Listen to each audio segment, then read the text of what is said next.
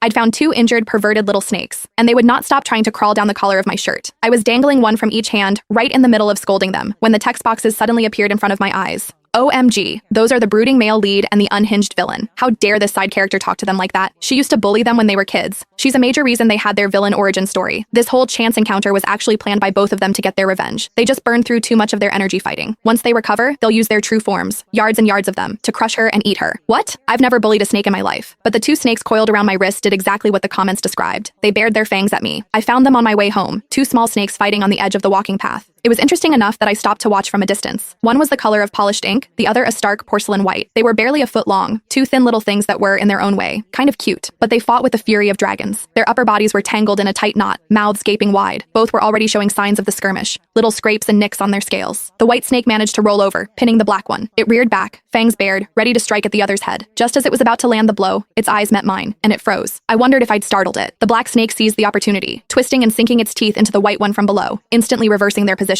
But the white snake didn't fight back. It went limp, letting the black one bite, its bright, rosy pink eyes fixed on me. A pang of sympathy hit me. Bolstering my courage, I took a step forward and clapped my hands, shouting, "Hey, knock it off!" To my utter astonishment, the black snake actually seemed to understand. It stopped its attack. The white snake lay on the grass, exposing its soft underbelly. The bite marks were clear against its pale scales, and it looked like it was on the verge of death. The black snake stared at me with its beady black bean eyes, then glanced at the motionless white snake beside it. A frantic energy seized it, its tongue flicking in and out of its mouth so fast it was a blur. It looked like it was trying desperately to speak. Seeing my bewildered expression, it gave up and simply copied the white one, flopping onto the grass and going perfectly still. Well, I figured that was a truce. I turned and continued home. It wasn't until I was standing at my front door, digging through my purse for my keys, that I realized they had followed me. Our eyes met, all six of them. In perfect unison, both snakes went limp and dropped to the welcome mat with a soft thump. It was the most blatant case of insurance fraud I'd ever seen. "You want to come home with me?" Both of them started wagging their tails furiously. "I don't know," I hesitated. "Wild snakes can be dirty, have parasites and stuff, and I'm pretty sure there are rules against just picking up wildlife." The white snake stopped moving, its tongue flicking out pathetically. The black one, however, started spinning in tight circles, as if trying to show me how clean it was, that it wasn't wild at all. After a moment of internal debate, I let them in. I didn't have a proper terrarium, so a clear plastic storage bin would have to do for now. Surprisingly, they were almost unnervingly obedient. When I pointed to the bin, they slithered right in. I spent a while on my phone, using an image recognition app to figure out what they were. The consensus was corn snakes. Following the app's recommended links, I found a beginner's guide and ordered some antiseptic spray and other supplies for delivery. While waiting, I spoke to the bin. "From now on, I'll call you Ash," I said to the black one, "and you'll be Ivory." I didn't actually expect them to understand. My impression of snakes had always been that they were cold, detached creatures, not particularly in tune with humans. When the supplies arrived and I was unboxing the antiseptic, I said aloud to myself, "Okay, Ivory, you're first." To my shock, the little white snake nudged the lid of the bin with his head and slithered out on his own. He even rubbed against my palm like a cat, a bizarrely affectionate gesture. Inside the bin, Ash curled into a tight, miserable ball in the corner, head lowered. He wasn't even flicking his tongue anymore.